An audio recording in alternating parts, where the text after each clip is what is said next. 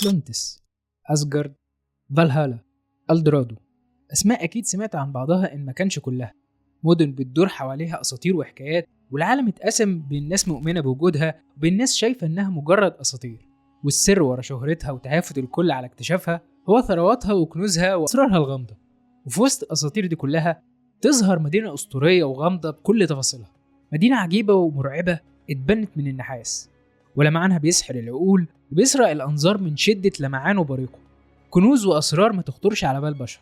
بس يا ترى إيه هي المدينة دي؟ وإيه سر غموضها؟ وليه كان مصير كل من حاول يعرف إيه اللي مستخبي ورا أسوارها هو الاختفاء بدون أثر؟ هل اللي سحرتهم المدينة عايشين في نعيم ولا بقوا أموات؟ وإيه علاقة سيدنا سليمان عليه السلام بالمدينة دي؟ كوباية القهوة بتاعتك والورقة والقلم، وفي الفيديو ده هاخدك في رحلة عبر الزمن لمدينة أسطورية نسيها التاريخ. هنتكلم عن قصة مدينة النحاس الغامضة وأسرارها المرعبة، وهقول لك كمان على أهم من اتكلموا عنها وليه حبس سيدنا سليمان الجن في قوارير ورماهم في بحيرة حوالين المدينة. وما تنساش لو عجبك المحتوى تعمل اشتراك في القناة لو بتتابعنا على اليوتيوب، أو لايك وشير لو بتتابعنا على الفيسبوك. أنا أحمد طه وأنت بتسمع الخلاصة.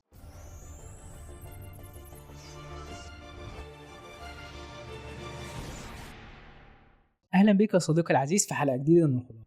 التاريخ مليان قصص مثيرة تفاصيلها مليانة تشويق وغموض. واحدة من أهم القصص دي هي قصة مدينة النحاس اللي اتذكرت في أكتر من مرجع تاريخي.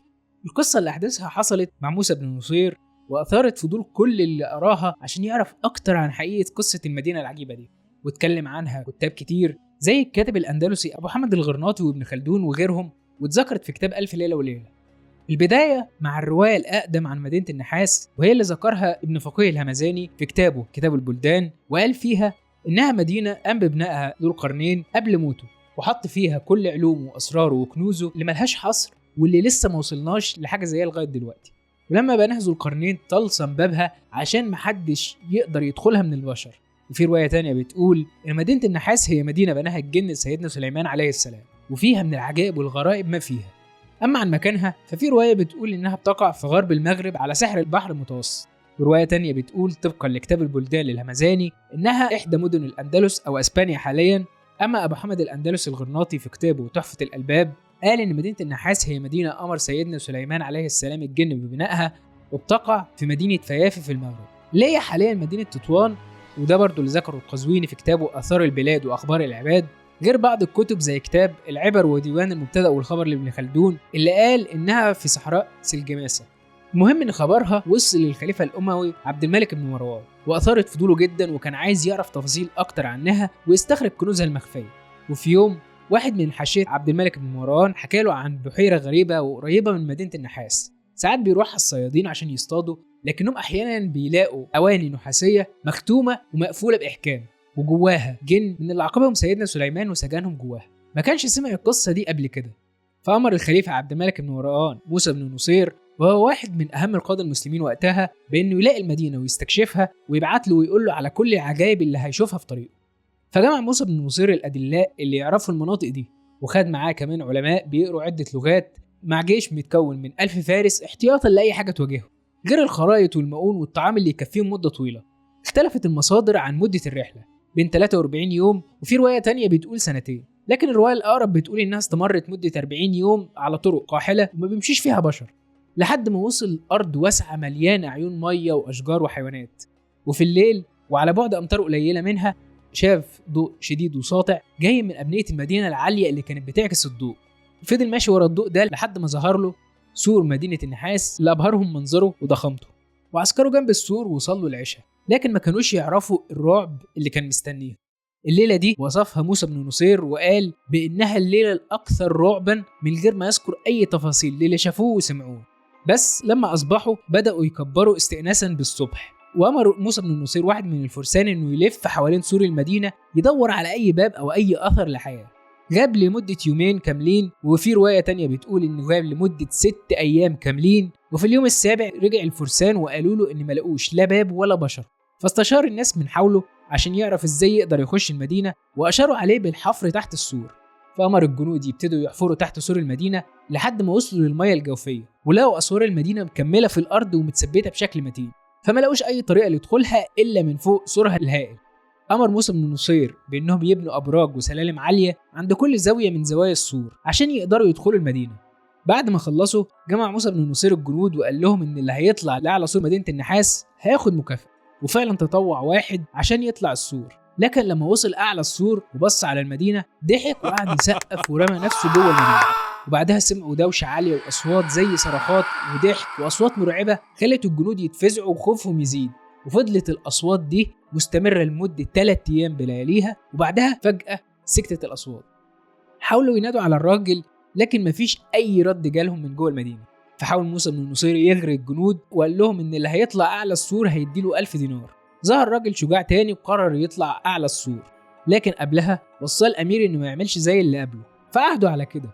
لكن لما وصل أعلى السور عمل زي اللي قبله بالظبط، وبرضه طلعت أصوات 3 أيام بلياليها وبعدها سكتت.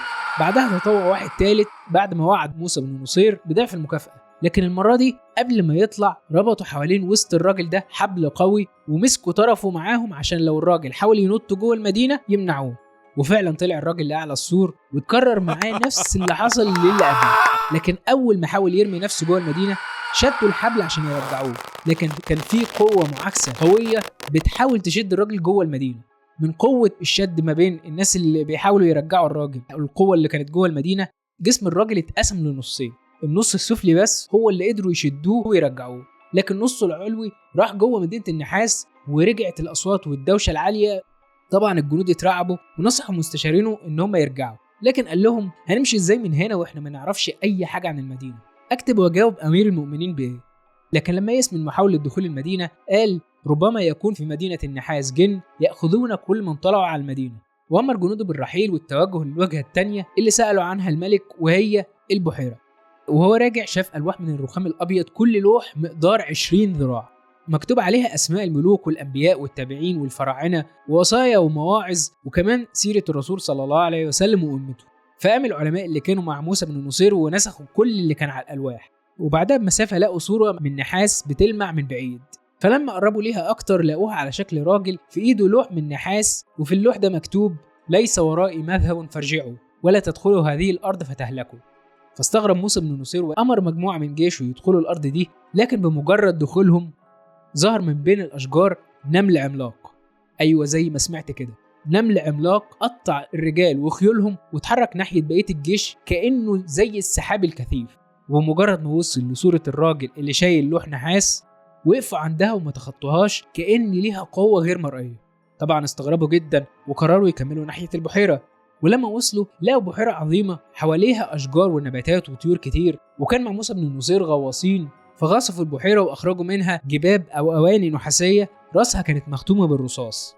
فأمر بفتح واحد منها فخرج منها فارس من نار على فرس من نار وفي إيده رمح من نار وطار في الهواء وقال يا نبي الله لا أعود.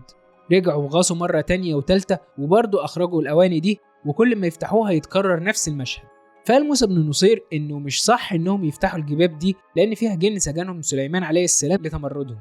فرجعوا بقية الجباب اللي خرجوها للبحيرة تاني. بعدها أذن المؤذنين لصلاة الظهر، فلما علت الأصوات بالأذان خرج من وسط البحيرة شخص عملاق فضل يبص للناس حواليه لحد ما سألوه أنت مين وإزاي واقف على سطح المية كده.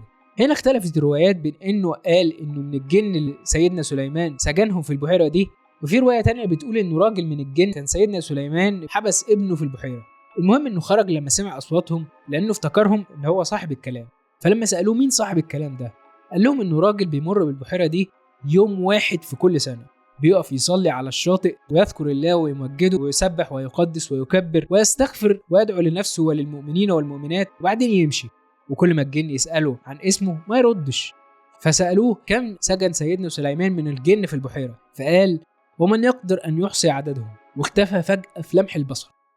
فباتوا الليلة دي على شاطئ البحيرة، وبعدها كمل موسى بن النصير طريقه لحد ما وصل للقيروان، وبعت الخطاب لعبد الملك بن مروان يحكي له بكل التفاصيل اللي شافها. الملك مجرد ما قرأ الرسالة وكان عنده الزهري فسأله تفتكر ايه اللي حصل للجنود اللي وصلوا لأعلى السور وخلاهم يتصرفوا بالشكل ده؟ فرد الزهري وقال له انهم اتخبلوا او اتجننوا لان المدينة دي ليها جن ووكل بها. فسأله عبد الملك بن مروان ومين اللي كانوا بيخرجوا من الجباب دي؟ فرد وقال له ان دول جن من اللي حبسهم سيدنا سليمان عليه السلام في البحار. استنى، الحكاية ما خلصتش لحد هنا. لأن في رواية تانية بتقول إن موسى بن النصير نجح فعلا في دخول المدينة، وإن كان في راجل رابع نجح في مقاومة اللي شافه ورا السور، وفضل قاعد على حافة السور ساكن ما بيتحركش ولا بينطق لمدة ساعة كاملة.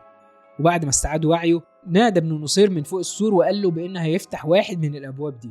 بحسب الرواية فأول ما طلع شاف 10 ستات فاتنات، وكل واحدة منهم كانت بتغويه عشان ينزل المدينة، لكن على الرغم من شعوره بأنه مسلوب الإرادة قاومهم وردد أسماء الله الحسنى، وده خلاهم يختفوا تماما من قدامه.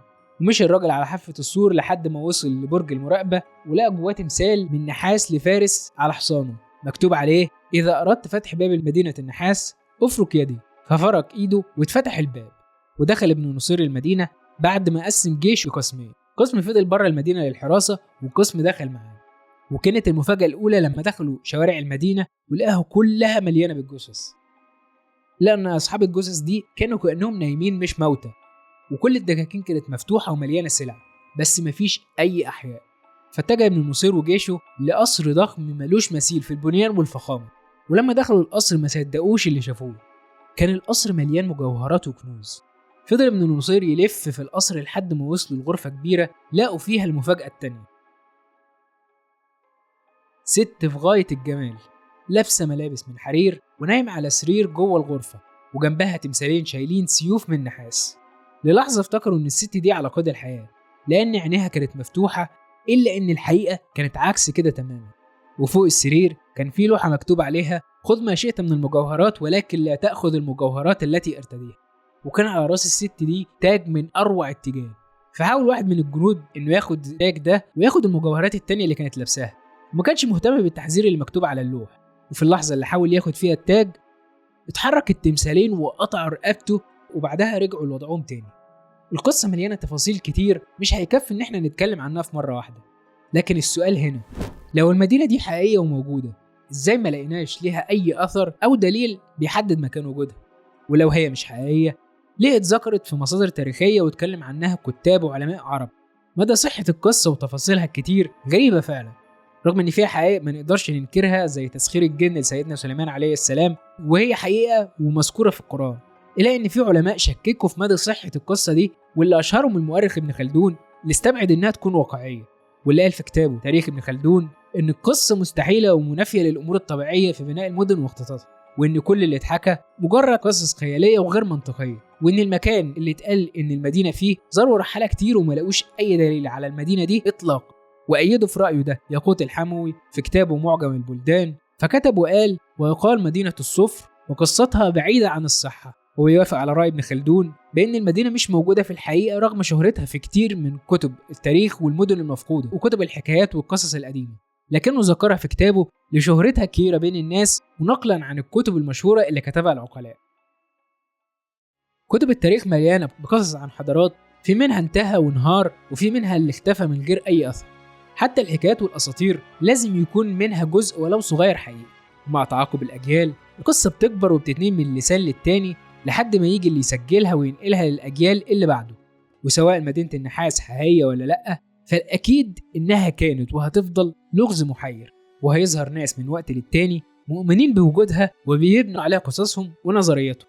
ولحد اليوم ده ما تنساش تكتب لي مهتم في التعليقات لو عجبك المحتوى، ولو عجبتك الحلقة وحابب تشوفنا تاني اشترك في القناة لو بتتابعنا على اليوتيوب، واعمل لايك وشير لو بتتابعنا على الفيسبوك، واستنى الحلقة الجاية بإذن الله. أنا أحمد طه، أشوفكم بخير.